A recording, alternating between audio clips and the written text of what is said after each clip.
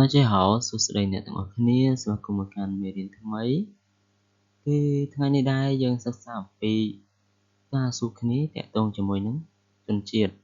ឧទាហរណ៍ថាយើងចង់សួរគេ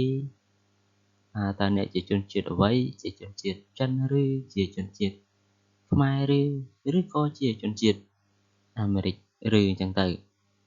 ប៉ុន្តែមុននឹងដល់ការសិក្សានៅក្នុងអត្ថបទគឺខ្ញុំមានពាក្យថ្មីចំនួន3ដើម្បីឲ្យអ្នកទាំងអស់គ្នាយកទៅប្រើប្រាស់ពាក្យទី1ពាក្យថាជៀនភូចៃរិនជៀនភូចៃរិនប្រែមកថាជនជាតិខ្មែរទី2ចុងករិនចុងករិនប្រែមកថាជនជាតិចិនទី3មីករិនមីករិនប្រែមកថាជនជាតិអាមេរិក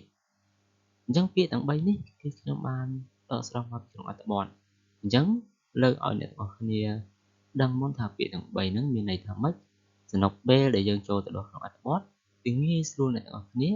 អានហើយយល់អត្ថន័យតែម្ដងអញ្ចឹងសូមតាមដានដូចតទៅអក្សរ A គេសួរថា你是中国人吗你是中国人吗ប្រែមកជាខ្មែរថាតើអ្នកជាជនជាតិចិនឬអក្សរ B ក៏ឆ្លើយថា我不是中国人我是柬埔寨人你呢我不是中国人我是柬埔寨人你呢តែប្រែមកថាខ្ញុំមិនមែនជាជនជាតិចិនទេខ្ញុំគឺជាជនជាតិកម្ពុជា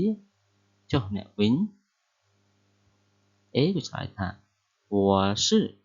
美国人ខ្ញុំគឺជាជនជាតិអាមេរិកអញ្ចឹងពាក្យថានីណានៅក្នុងទីនេះប្រែថាចុះអ្នកវិញអញ្ចឹងនៅក្នុងអត្ថបទនៅក្នុងថ្ងៃនេះគឺយើងសិក្សាតែប៉ុណ្ណឹងបើអ្នកទាំងអស់គ្នាមានចម្ងល់ឬក៏ចង់មានអ្វីបន្ថែមអាច comment នៅខាងក្រោមបានបាយបាយអ្នកទាំងអស់គ្នា